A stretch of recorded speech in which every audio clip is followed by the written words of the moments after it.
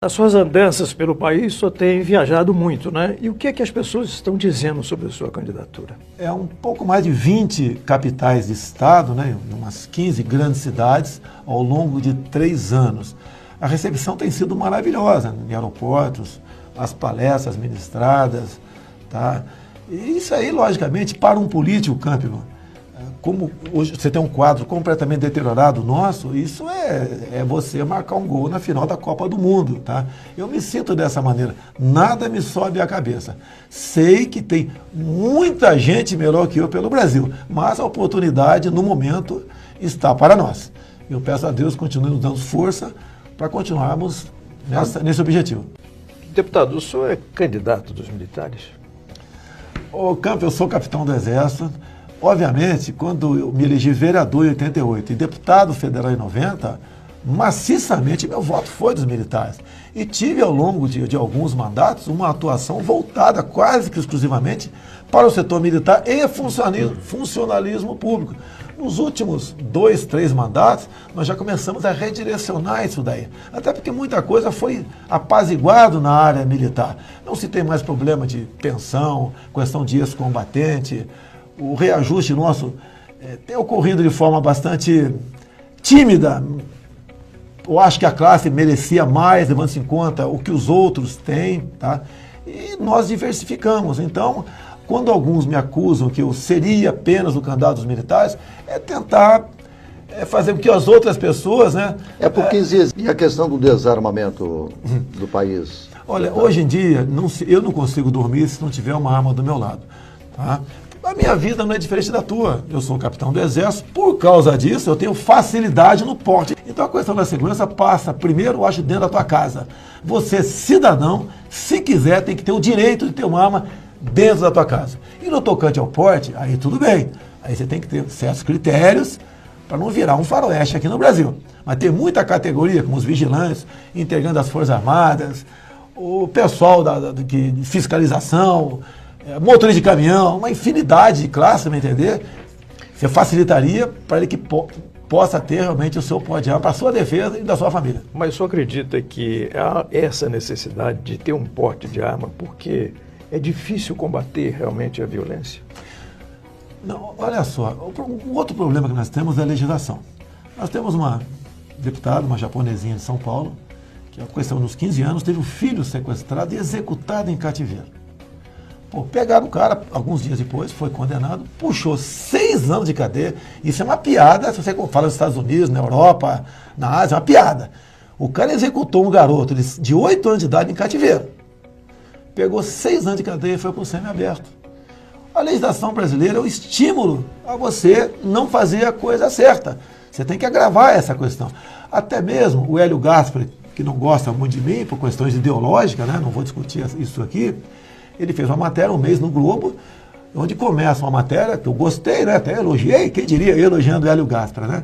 Falando que no balcão de negociações para composições de partido para as eleições, indicar candidato a presidente, está no balcão indulto para os condenados por corrupção. E nessas negociações, o único que não está sendo procurado para discutir esse assunto, indulto para corrupto, é Jair Bolsonaro. Até porque receberia um não, né? Pelo que deu para deduzir aí. Nessa situação, nessa perspectiva de candidatura à presidência da República, como é que a família vê a sua candidatura? Tenho conversado muito com a minha esposa, tenho uma filha de 7 anos, e falei para ela do que eu queria, se ela daria o devido apoio. Porque se você não tiver uma base em casa, não estiver bem em casa, você não vai a lugar nenhum. É sacrificada, sim, problemas não faltam. Muitas vezes se faz acusações envolvendo o nome dela, inclusive, como se ela fosse tivesse sido empregada minha no passado, que não é verdade. Ela já era empregada minha quando casei e depois, após o casamento, nós a demitimos. Se bem que pela Câmara poderia continuar, porque ela estava empregada antes do casamento, mas ficou fora. Meu pessoal ataca o tempo todo. Mas ela está tranquila na dela e dando todo o apoio. Isso é muito importante para qualquer coisa, não é apenas na política, não. Governabilidade. O senhor vai governar com os partidos, o senhor vai diminuir os ministérios, porque parece esse ser um anseio nacional. É muito ministério para pouco resultado. Eu duvido até que o próprio Michel Temer saiba o nome de todos os seus ministros. Eu acho muito difícil. Hoje até perguntaram para mim se eu sabia o nome do ministro da Ciência e Tecnologia. Eu confesso que não sabia. Fui procurar saber quem que era. Eu não vou falar o nome dele aqui. E a minha resposta logo depois foi a seguinte: esse ministro não sabe a diferença entre lei da gravidade e gravidez. Então, quando se fala em governabilidade, o que é governabilidade? É você conduzir o Brasil para um porto seguro. A fórmula adotada nas últimas décadas não deu certo. É acabar as eleições, você ir para um canto, escolher os 10 líderes mais importantes e jogar para cima ali os ministérios, as estatais, bancos oficiais, lotear entre eles. Isso leva à ineficiência do Estado e à corrupção. Mas você precisa do parlamento. Como é que você vai atrair o parlamento? Sim, como é que o senhor vai conversar com o parlamento? Já fizemos 5 reuniões. Quem está à frente é o Onze Lorenzoni, é o delegado Francisquinho do Paraná, entre outros, né? E esses parlamentares, uns 40, que vai chegar a 100, eu acho que até metade do ano, que nós temos certeza que serão reeleitos, inclusive, eles querem também participar da governabilidade sem o tomar lá da cá. Eles não querem estar um dia sendo acusados por delatores ou sendo flagrados por corrupção. Não querem. Que tem gente boa dentro do parlamento. Acredite se quiser, tem gente boa lá dentro. Tá? Então isso daí está crescendo. E nós, obviamente, discutimos o que nós podemos fazer para atendê-los. Deputado, o senhor disse que quer diminuir o número de ministérios, mas a pressão dos partidos não pode dificultar essa perspectiva? Olha, nós não estaremos sujeitos à pressão partidária. Se é para fazer a mesma coisa, vote no outro. A governabilidade não tem que ser. Eu posso, desculpa aqui, comprar você te dando esse oficial para você. É meu, mas não posso te dar diretorias da Caixa Econômica Federal. Diretorias do Banco do Brasil, o Banco do Nordeste, o Banco da Amazônia. BNDES. BNDES, aqui é essa caixa preta, a gente vai abrir.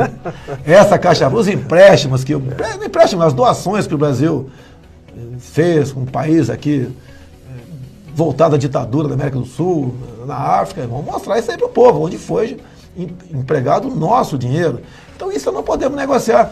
Mas o senhor nota, o senhor sente que existe um desejo de ter uma disciplina, porque hoje tudo que se fala é segurança. Problema de segurança, chama os militares. Problema de segurança, chama os militares. O senhor acha que é essa a função?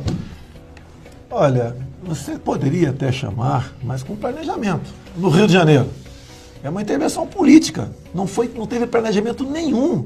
A decisão foi dentro do Palácio do Planalto e o próprio comandante do Exército e o comandante militar lá do leste ficou sabendo no dia seguinte.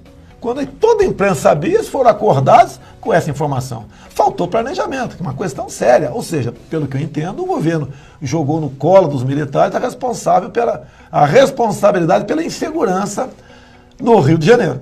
Então, tudo que foi planejado, você pode sim falar o militar está aí para ajudar na vacinação, distribuição de dinheiro, havendo uma catástrofe, ele é o primeiro a chegar lá. Construir estradas.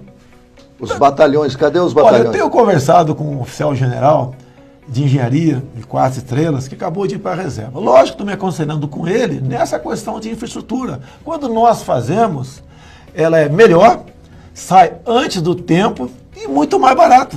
Então, um exemplo que nós temos, eu pergunto para ele, qual a participação nossa nessa área? Ele falou, é pequena, porque temos pouquíssimos batalhões de engenharia. Nós representamos 1% das obras no Brasil.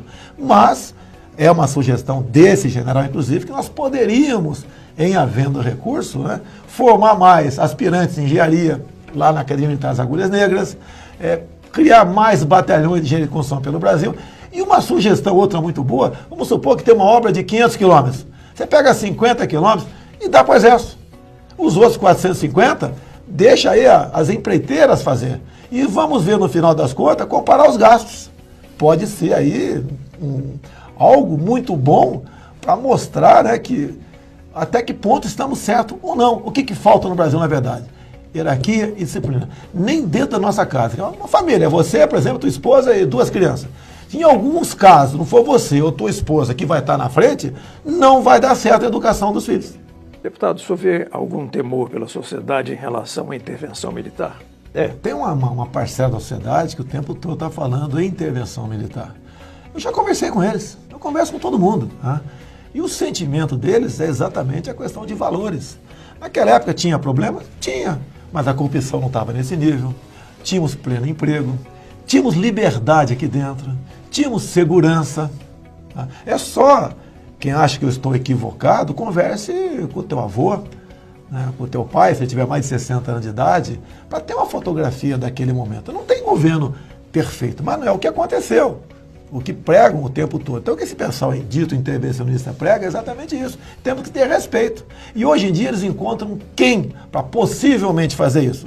Vem as Forças Armadas.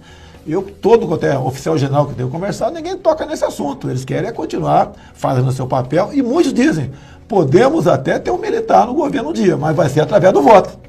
Com certeza. É basicamente isso que esse pessoal pensa. É porque, né? Aqui, deputado, a gente não tem aquela preocupação do politicamente correto. Então, se a gente não vê os militares, houve exagero de parte dos militares, houve exagero de parte da luta da esquerda, houve. Matou-se gente de um lado, matou-se gente de outro lado. Então nós não temos essa preocupação de lhe perguntar exatamente isso sobre a intervenção militar no Brasil. O senhor recebeu dinheiro da JBS como... Tudo bem. A legislação de 2014, você, empresário, podia doar para o partido, não para o candidato. E assim a JBS doou para o meu partido, o PP, como doou para vários outros partidos, quase R$500 bilhão. Bem, o meu partido pegou 200 mil da JBS e botou na minha conta partidária. Quando eu ouvi aquilo, eu nunca aceitei doação empresarial de ninguém, eu liguei para o partido e 2 dias depois, por cheque, eu devolvi o dinheiro para o partido e pedi do fundo partidário. Então, eu não lavei dinheiro e nem recebi dinheiro da JBS. Recebi do meu partido e devolvi para o partido. E logo depois estourou o escândalo da JBS. Já tinha um escândalo na praça e estourou a JBS. Ficou conhecido aquele tipo de transação como propina legal. Ou seja, a JBS pegou em torno de 9 bi no BNDES e mais ou menos 5% desse valor deu para partidos políticos, para que o PT conseguisse apoio dentro do parlamento. Então, não recebi, entrou na conta, mas devolvi, sem problema nenhum. O que as pessoas querem? Olha, o que marca muito nas pessoas no Brasil é violência e corrupção. Tá? Na coisa no tocante à violência, nós temos uma proposta nossa que nós temos conversado e a população tem abraçado isso aí. No tocante à corrupção, você vai pelo exemplo, que foi citado por Joaquim Barbosa como o único que não foi comprado pela base, não foi comprado pelo PT, a questão do doleiro Alberto Youssef, foi um dos 3 que não pegou dinheiro na Petrobras. Eu devolvi em 2014, quando a JBS não estava ainda na crista da onda da corrupção, eu devolvi 200 mil que o meu partido botou na minha conta, que foi a doadora original era a JBS. Então a gente tem essas questões e eu acho que é pelo exemplo. Outras questões que eles querem é autoridade. Por ser capitão do Exército, de certa forma, você encarna esse sentimento. Não é autoritarismo, é autoridade, alguém que possa realmente ter pulso. E outra questão, quando eu falo, talvez vocês perguntem sempre isso, porque isso aí está na cabeça de todos os jornalistas, né? Como é que você vai fazer a governabilidade do Brasil? Porque até hoje, o que nós sabemos é que a governabilidade é em cima do balcão de negócio. Da repartição de ministérios, de bancos estatais, né? Do que o poder público tem. Tá? A gente fala que não pode ser assim e apresenta uma contraproposta. E o pessoal acredita nisso. E nós estamos nessa entoada aí. Com relação à privatização. Acabei de falar para o câmbio aqui, nós temos que realmente partir para a privatização, daí você diminui o tamanho do Estado, diminui a corrupção e as estatais que porventura forem privatizadas, eu tenho certeza que elas alcançarão uma produtividade muito maior do que tem no momento. Isso é bem-vindo para o Brasil e nós queremos isso daí. O senhor defende a redução do Estado? Tem que reduzir, sim. Nós temos em torno de 148 estatais. Tem estatal, Campos, se eu der para você, você não quer. Então ela tem que ser extintas. Em especial, em torno de 40, for feita pelo PT. Que o PT fez o seu criador de militantes, né? Lá é cabide de emprego. Então, que eu tenho conversado com o nosso economista, né? Eu acredito que em 4 anos de mandato você pode reduzir a metade o número dos ministérios.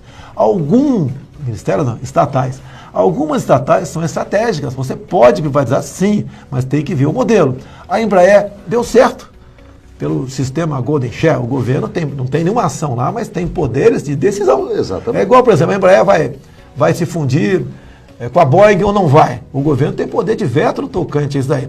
De acordo com o modelo dessa fusão, que eu acho que é bem-vinda a fusão, o governo dá um sinal verde.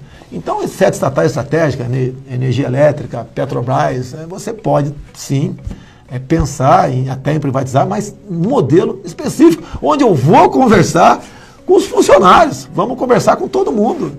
Os Correios estão com um problema seríssimo agora.